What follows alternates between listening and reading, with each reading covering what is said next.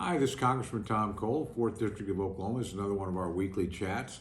I'm a little more casual than usual because the House of Representatives is not actually in session today, but the United States Senate is.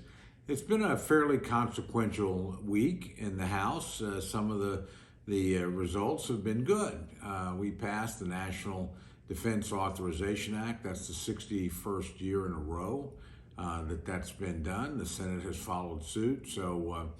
That's a very, very important document because it sets the basic defense policy of the United States. Now, it's not yet complete until we actually pass the Defense Appropriations Act and put the money behind the policy.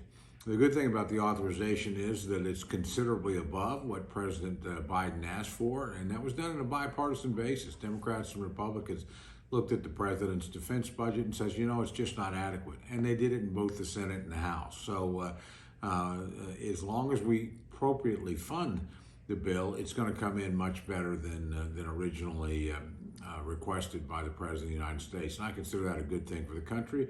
And I consider the bipartisanship that resulted in the rejection of the President's budget and increase as to be something that's a very good thing and a very welcome sign in a highly polarized and bitterly partisan era. It's good to know people can still work together on something as important as defending the country. So I consider all that very, very good news for the country and to a lesser degree, certainly for Congress as well.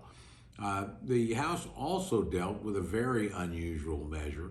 That is, the Senate is unable to raise the debt ceiling. Let me be clear, I opposed raising the debt ceiling in the House, not because it doesn't need to be done, but because the Democrats have been on an unprecedented spending binge.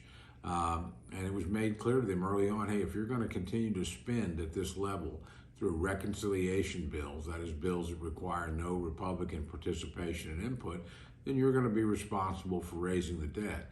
And of course, not surprisingly, our friends on the Democratic side never proposed anything to address the budget deficit.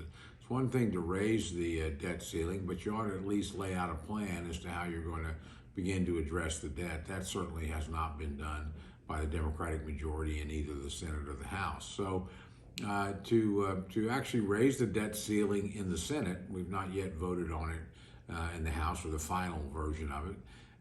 It required a one-time rule change in the United States Senate that actually necessitated action by the House of Representatives as well. That was done, not with my support or the support of anybody in our delegation, but there wasn't any question that the votes were there. The debt ceiling was going to be raised. The Senate's still working on that issue. My expectation is that they will deal with it. They've already opened the door for consideration. It'll be passed with only Democratic votes, probably next week. It could come late tonight or over the weekend if the Senate stayed in session, but more likely next week. The House will be back in session on Tuesday and would expect to deal with that issue and other issues. On the positive side, that means that we don't disrupt the credit markets around the country. We don't disrupt the economy. But let's not kid ourselves. This is still going to be a very substantial increase of debt. We don't know how much. The Democrats, at least this time, will have to put a number to it, so you'll know. And it'll probably be a number that allows them to get past the elections without a debt ceiling discussion or debate again. I think they've decided that's a politically losing position for them. It is.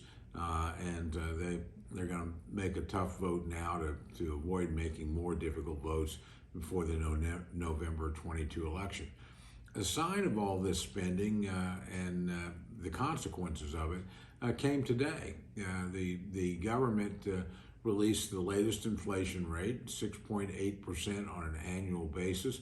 That's the fastest inflation growth in 39 years, since 1982. And in 1982, we were doing the things necessary to bring the inflation rate down. Now, quite frankly, we're just throwing more money into an already hot economy, which fuels inflation. Inflation is effectively a tax on every family in the country, and everybody knows it. When you go to the grocery store and you get a gallon of milk, or you get a pound of bacon, or you buy some eggs, you see it. When you go to restaurants, it's there in your bill. When you go fill up your car, you certainly feel how much more difficult it is to actually get a full tank than it was a year ago. All these were direct consequence of the unprecedented Democratic spending this year. Remember, while both parties engaged in pandemic relief last year in 2020, in 2021 it was the Democrats all on their own who added $1.9 trillion of debt in a single year on a final pandemic relief bill. And it's the Democrats now that are pushing through record levels of appropriations, and it's the Democrats who are working on their so-called Build Back Better bill, another extraordinary outburst of spending. Now, it's already gotten through the House. We don't know what it'll finally look like. The Senate is wrestling with it now. Nobody's actually put out a bill in the United States Senate that tells us what all the spending will be and all the programs. So it's still very much a work in progress. But if it passes in the United States Senate, it almost certainly will pass in the House, although there'll certainly be some fights over it.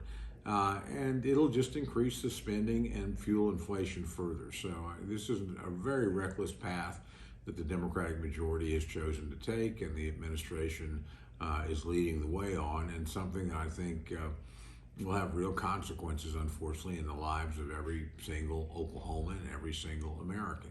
It's just going to be harder for your normal paycheck to pay for the things that you actually need. Let's end with something that's a little more positive than that. We at the University of Oklahoma, which I'm fortunate enough to represent and very proud to be a graduate of, we got a new football coach, Brent Venable. Not an unfamiliar figure to us, a guy that was the architect of some of the greatest defenses in Oklahoma history when he worked for Coach Stoops from '99 to I think 2011 or so. All four of his kids were born in Norman, and it's great to have him back. And he came back at a pretty critical juncture for us. We had lost our coach, and there's always some damage with that when other coaches leave or you lose recruits. But I have a lot of confidence in Brent Venables. I think he is the right person at the right time for the University of Oklahoma. And I just want to join many, many others and wish him well, welcome him back home, and hope for success on the field next November. With that, we'll just leave it there for this week. I look forward to visiting you next week. I think it's going to be a pretty consequential week as we try to wind up the year. But to be fair, keep your eye on the United States Senate. That's where the real action is right now, both on the debt ceiling. They'll decide how big the debt is going to be. We don't know what that number is yet. And they also will continue to wrestle with this Build Back Better bill. The goal of the majority leader, Senator Schumer from New York, is to finish that by Christmas. Count me as skeptical that that will happen. I think this struggle will move into the new year, certainly in the Senate, and then eventually in the House when they come to an agreement. So I expect politics to be pretty rough and tumble going forward. I expect the issues to be pretty important. But we'll keep working hard for you, hard for the 4th District, hard for the people of Oklahoma, and hopefully we can have more things like the National Defense Authorization Act, where the two parties work together and we actually accomplish something significant for the country. So I wish you well and look forward to visiting with you next week.